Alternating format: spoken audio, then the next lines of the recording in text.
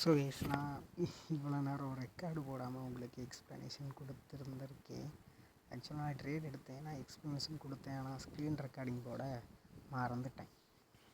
So ஒன்றும் பிரச்சனை இல்லை, நான் இன்னொருக்கு எக்ஸ்பிளைன் பண்ணுறேன்.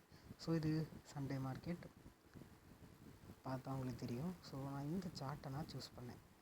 ஓகேவா, இந்த சார்ட்டை நான் எதுக்கு சூஸ் பண்ணேன் அப்படின்னா, ஒன்றும் இல்லை, நான் இங்கே லைன்ஸ்லாம் வரைஞ்சிருக்கேன். இது உங்களுக்கு குழப்பமாக இருக்குமான்னு தெரில, ஆனால் இந்த லைன்ஸில் தான் இந்த வீடியோ நான் எடுத்த ட்ரேடும் அண்ட் இந்த வீடியோ பற்றி உள்ள இதுவும் இருக்குது. அண்ட் இன்னொன்று விஷயத்தையும் சொல்கிறேன், நம்ம பைனரி பண்ணாலுமே நம்மளால் ஃபாரெக்ஸும் பண்ண முடியும். அது 100% நம்மளால் பண்ண முடியும்.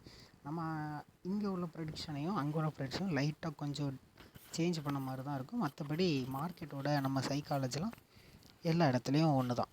ஸோ இங்கே நான் என்ன ட்ரேட் பண்ணியிருக்கேன் அப்படிங்கிறத பார்த்துடலாம். இந்த பென்சில்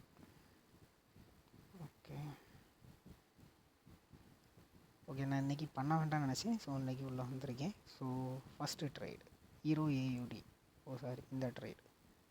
ஸோ 23-24. ஸோ அந்த கேண்டிலுக்கு டவுன் ஆப்ஷன் கொடுத்துருக்கேன். ஸோ எந்த கேண்டில்னு பார்த்தோன்னா, அண்ட் எந்த கேண்டில் நான் எந்த கேண்டில் உங்களுக்கு சொல்லிடுறட்டா. ஓகே நீங்கள் ஞாபகம் வச்சுக்கோங்க, 23-25வது கேண்டில் க்ளோஸ் ஆகுடைய ட்ரேட். அண்ட் அடுத்த ட்ரேட் சேம் டைரெக்ஷனில் அதுக்கு அடுத்த கேண்டில் புட் ஆப்ஷன் கொடுத்தேன். ஸோ இது நான் எதனால் கொடுத்தேன் அப்படின்னு சொல்லி இந்த 2 ட்ரேடையும் நம்ம இப்போ பண்ணலாம். நான் ஏற்கனவே லைவ்லேயே எக்ஸ்பிளைன் பண்ணேன், நான் ரெக்கார்ட் போட மறந்துட்டேன். ஒன்றும் பிரச்சனை இல்லை, இன்னொரு எக்ஸ்பிளைன் பண்ணுறேன், நல்லா கவனிங்க. இது மார்க்கெட்டுக்கு உள்ளே வந்த உடனே நம்ம ட்ரேட் எடுக்கக்கூடாது. ஒன்று வந்து ஒரு மார்க்கெட்டை நம்ம மார்க்கெட்டுக்குள்ளே வரும்போது நம்மளோட மைண்ட் செட் எப்படி இருக்குது அப்படிங்கிறத பார்க்கணும். எவனாவது நம்ம பைக்கில் எங்கேயா போகிற ரோட்டில் எவனா நடுவில் வந்து விட்ருவான், அந்த மாதிரி அந்த டென்ஷனில், அந்த மாதிரி வீட்டில் ஏதாவது சண்டை போட்டுட்டு அந்த ஒரு டென்ஷனில் இருந்து நம்ம சார்ட்டில் உட்காரக்கூடாது. பொறுமையாக ரிலாக்ஸாக மைண்டை வச்சுக்கிட்டு ஃப்ரீயாக வச்சுக்கிட்டு உள்ளே வரணும். ரெண்டாவது நல்ல சார்ட்டை சூஸ் பண்ணுறது. ஸோ இந்த 2 விஷயம் கரெக்டாக செட் ஆகிடுச்சுன்னா நம்ம ஈஸியாகவே ஃபோக்கஸ் பண்ணலாம். ஓகேவா, ஸோ இங்கே இப்போ ஸ்டார்ட் பண்ணலாம். ஸோ நான் மார்க்கெட்டுக்குள்ளே என்ட்ரி ஆகின உடனே இந்த மார்க்கெட்டை பார்க்குறேன். ஸோ மார்க்கெட் இப்படி தான் இருந்து. ஸோ நான் இப்போ ஹைட் பண்ணிட்டேன். என்ன ஆச்சுன்னா, மார்க்கெட் டவுன் இந்த இடத்துலேருந்து ஒரு நல்ல ஒரு ஃபைட் கொடுத்துட்டு திருப்பி அதே லெவலில் பிரேக் பண்ணி மார்க்கெட் இப்போ மூவ் ஆகிட்டுருக்கு. நான் இந்த இடத்துல என்ட்ரி ஆனேன். ஓகேவா, ஓகே இது நல்ல ஒரு எக்ஸ்ப்ளனேஷன், நல்லா கவனிங்க.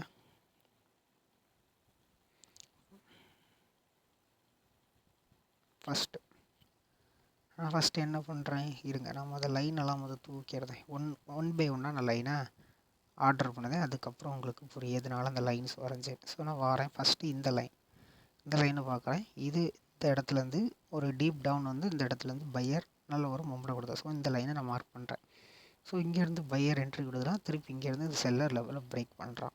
பிரேக் பண்ண உடனே பையர் திருப்பி மேலே போகிறான். திருப்பி இந்த லெவலில் இந்த ரீடெஸ்ட் எடுத்து என்ன பண்ணுறான், பையர் என்ட்ரி ஆகிறான். நெக்ஸ்ட்டு இந்த லைனை நான் இங்கே வரைஞ்சேன். ஸோ இது என்னன்னு பார்த்தோன்னா, நல்ல கவனிங்க.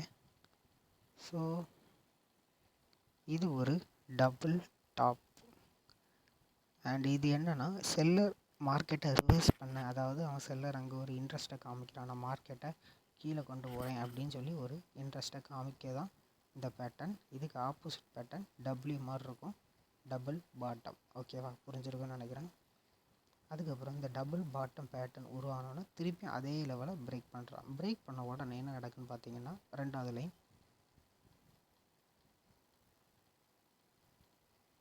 இது என்ன லைன்னா, ஓகே எந்த லைன், இந்த லைன் நான் இப்போ ஷேக் பண்ணுற லைன். இந்த லைன் என்னென்னா, டபுள் பாட்டத்தோட நெக் லெவல்னு சொல்லலாம். ஓகேவா, ஸோ அந்த தேர்ட் லைன் என்னென்னு பார்த்தோன்னா, டபுள் பாட்டத்தோட நெக் லெவல்னு சொல்லலாம், கழுத்துன்னு சொல்லலாம். ஸோ அந்த லெவலில் மார்க் பண்ணுறேன். ஸோ இப்போ பாருங்கள், ஸோ டபுள் டாப் எடுத்துட்டு மார்க்கெட் இந்த லெவலில் பிரேக் பண்ணதுக்கப்புறம் நெக் லெவலில் பையர் ரீடெஸ்ட் எடுத்து மார்க்கெட்டை கீழே கொண்டு போகிறான். ஸோ ஸோ நான் கரெக்டாக எங்கே என்ட்ரி ஆனேன்னு பார்த்தீங்கன்னா இந்த செல்லர் கேண்டில் ஃபார்ம் ஆகிட்டு இருக்கும்போது என்ட்ரி ஆனேன். ஓகேவா? என்ட்ரி ஆகிட்டு நான் வெயிட் பண்ணுறேன். ஸோ இங்கே அப்சர்வ் பண்ணி முடிக்கிறதுக்குள்ளே இந்த 2 பையர் கேண்டிலும் இந்த 2 பையர் கேண்டில் அண்ட் இந்த ஒரு செல்லர் கேண்டில் இந்த பையர் கேண்டில் ஃபார்ம் ஆகிடுச்சு. ஸோ ஓகே, நான் வெயிட் பண்ணுறேன். இந்த நெக் லெவல்லேருந்து ரீடெஸ்ட் எடுத்து செல்லர் திருப்பி என்ட்ரி ஆகிறான். அடுத்தது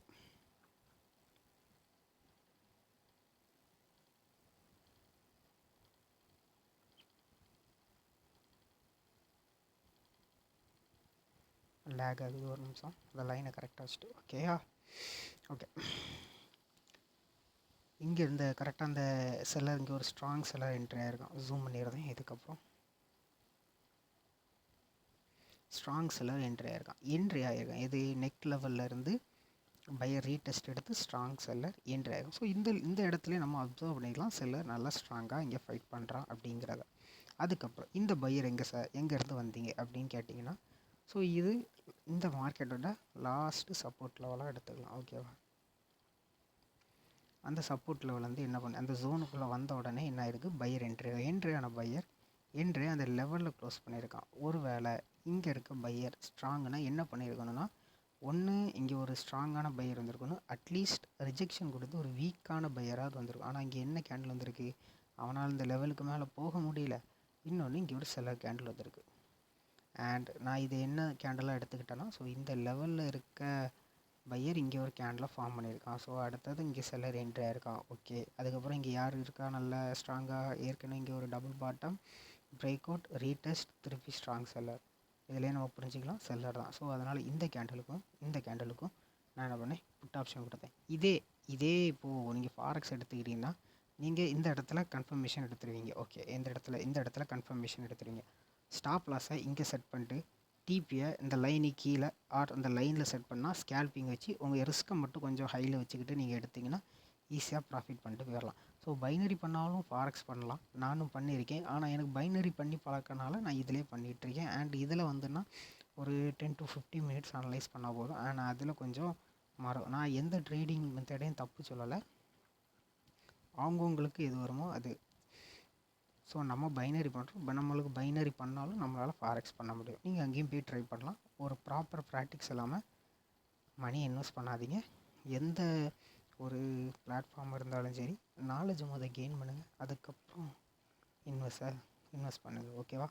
புரிஞ்சிருக்குன்னு நினைக்கிறேன் இந்த இதை பொறுத்து. அதுக்கப்புறம் நடந்திருக்கு, பிரேக் அவுட் பண்ணியிருக்கான், ஸ்ட்ராங் செல்லர், திருப்பி இங்கே கன்சால்டேஷன் ஆகிட்டுருக்கு இந்த இடத்துல. ஸோ இந்த மாதிரி மார்க்கெட்டுக்குள்ளே வந்தோடனே ட்ரேட் எடுக்காமல் அந்த மார்க்கெட்டை அனலைஸ் பண்ணுங்கள். என்ன ட்ரெண்டு போகுது, பக்கத்தில் லெவல்ஸை மார்க் பண்ணுங்கள். அந்த லெவல்ஸை பிரேக் அவுட் பண்ணதுக்கப்புறம் எப்படி ரியாக்ட் ஆகிருக்கு, திருப்பி அந்த லெவல் அகெயின் பிரேக் அவுட் ஆகுதா, ஏதாவது பேட்டர்ன் ஏதாவது ஃபார்ம் ஆகிருக்கா, எல்லாத்தையும் அனலைஸ் பண்ணுங்கள். டோஜி ஃபார்ம் ஆகிருக்கா அப்படிங்கிற எல்லா இடத்தையும் நம்ம அனலைஸ் பண்ணிவிட்டு இந்த மாதிரி பொறுமையாக ட்ரேட் எடுத்தால் போதும். நீங்கள் அந்த மாதிரி உள்ளே வந்த உடனே ட்ரேடை போட்டிங்கன்னா கண்டிப்பாக லாஸ் தான் வரும். நீங்கள் பொறுமையாக அனலைஸ் பண்ணி ஒரு ட்ரேட் எடுத்தாலுமே அது உங்களுக்கான அன்னைக்கு வர ப்ராஃபிட் அன்னைக்கு கிடச்சிரும்.